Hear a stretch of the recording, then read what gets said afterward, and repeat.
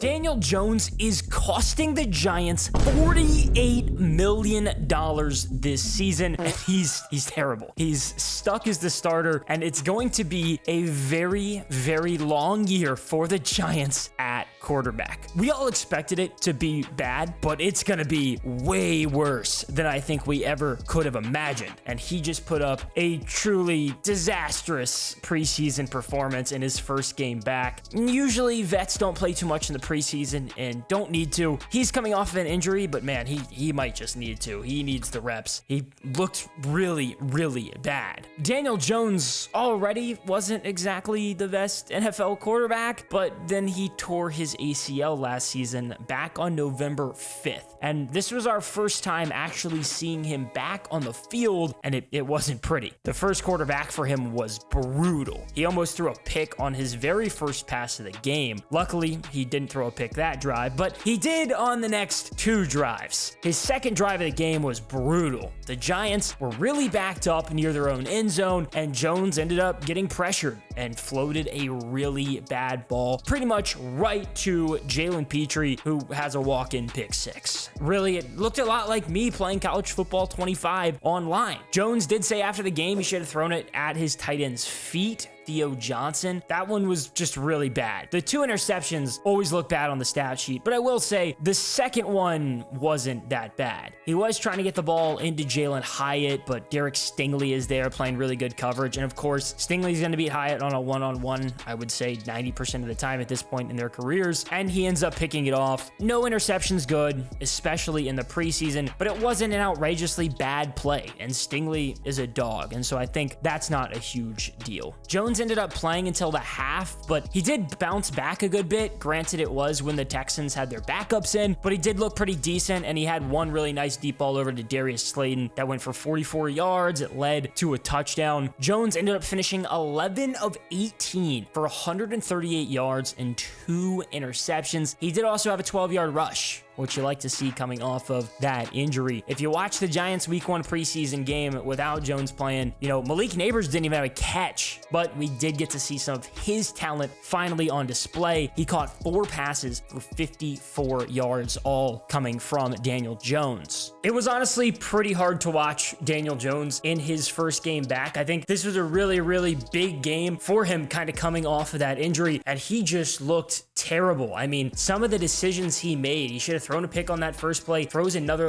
terrible pick. It's just, those were decision-making plays. It wasn't even like an actual mechanical issue. He was making plays that you don't want to see from your starting quarterback or any starting quarterback or even backup quarterback in the NFL. And those are a lot of things that he is going to have to fix up very, very fast because the season is fast approaching. And I don't know how many more reps he's really going to get. There is one more preseason game for him to try to get his feet wet and get back out there. As for his injury, I do wonder if that was a huge mental hurdle for him coming into this game. Obviously, he hasn't played, full game speed really since tearing his ACL. And I don't know if that's something that may be stuck in the back of his head and he's overthinking things. And I think that is entirely possible. At the end of the day, I don't think Daniel Jones is that great of a quarterback. I don't think he's going to be on the roster next year, but he's better than what we saw in his return and in this second preseason game. He's at least a better quarterback than that. I can guarantee you that. The Giants couldn't get a quarterback at the draft, but I think Malik Neighbors is just a fantastic pick. I think he's going to be a great NFL wide receiver. And I think if Daniel Jones ends up playing well this year, I think some of it is going to be just because of Malik Neighbors. I think he's that good. I think we could see a Jamar Chase level rookie season from him. And that is exactly what Daniel Jones needs, is a really good receiver and a good safety blanket like Malik Neighbors. Just last year, Daniel Jones got a 4-year, $160 million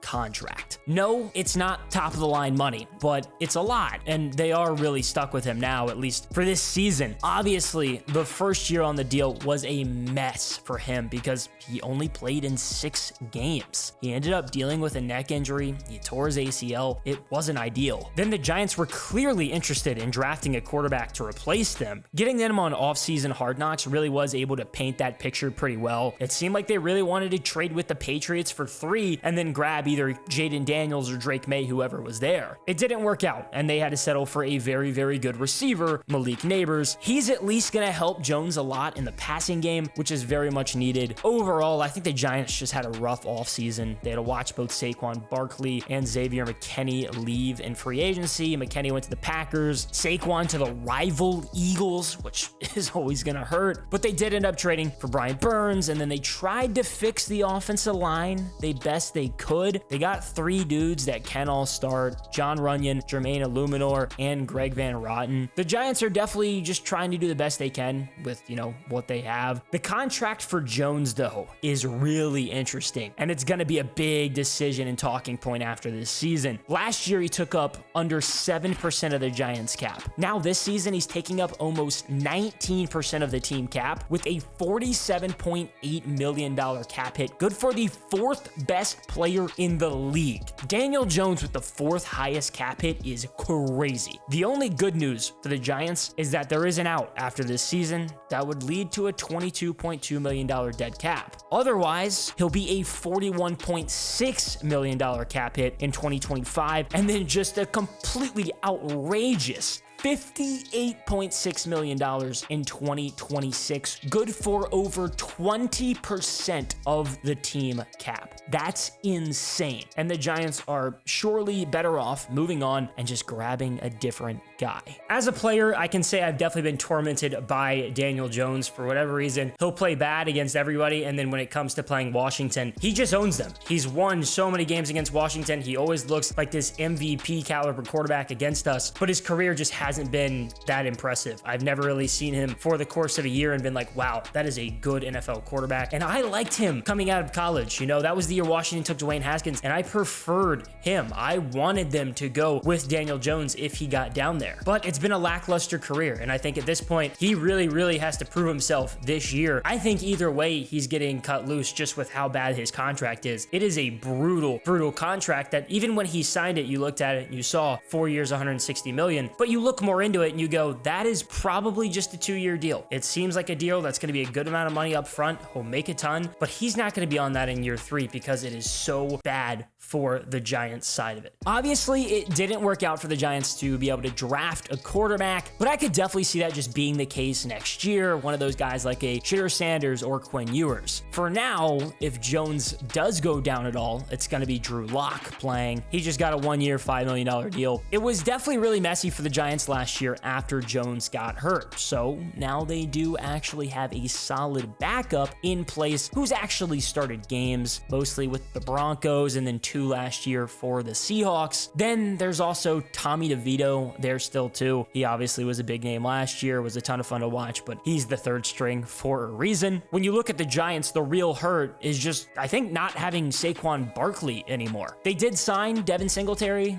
they drafted Tyrone Tracy, but obviously there aren't many other guys on the same playing field as Saquon. The wide receiver core is trash past neighbors. Wan'Dale Robinson and Darius Slayton are the other top guys, and maybe Jalen Hyatt's a guy we can finally see a little bit more from this season. Then at offensive line, Andrew Thomas and John Michael Schmitz are both back, and then they have those 3 new guys. I know Daniel Jones definitely just hasn't been that good, but he also doesn't have great pieces around him. That one season of magic when the Giants won a playoff game isn't happening again, and I still can't believe that happened in general. Now you have to wonder a bit about the job security for Dable, but Daniel Jones was never his guy. I mean, that should be completely unrelated, but you never know. When you look at the Giants roster, I just don't think it's going to be a very good year. I think they're probably 4th when it comes to the NFC East. I think they're actually pretty close with Washington when it comes to talent, but it's just not that good of a team, and the offense is really concerning. We talk so much about Daniel Jones and how he has to prove it this year, but other than Malik Neighbors, who else on that offense is really good? I don't feel good about the line, about the weapons, about the running backs. There's nothing on that team that stands out, and I go, wow, the Giants have a good football team. And I think they are just going to be terrible this year. I think they finished last in the NFC East. I think they are fighting, if not maybe get the 1st overall pick next year, and that gives them the option to get a quarterback. The question then is going to be, is Brian Dable still the head coach? And I don't know the answer to that question. I think he should be. I think Brian Dable's a fantastic coach. I think most teams would take him in a heartbeat if he did become available, but you never know.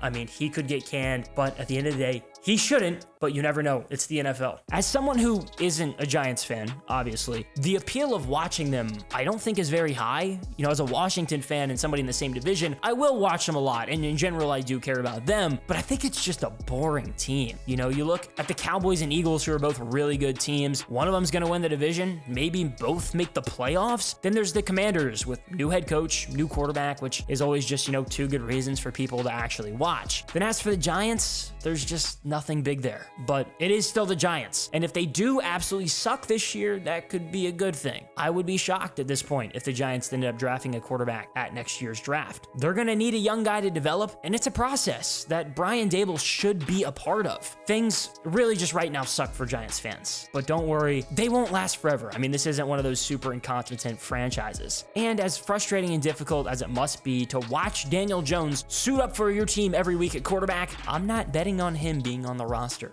in 2025, but that's just my opinion.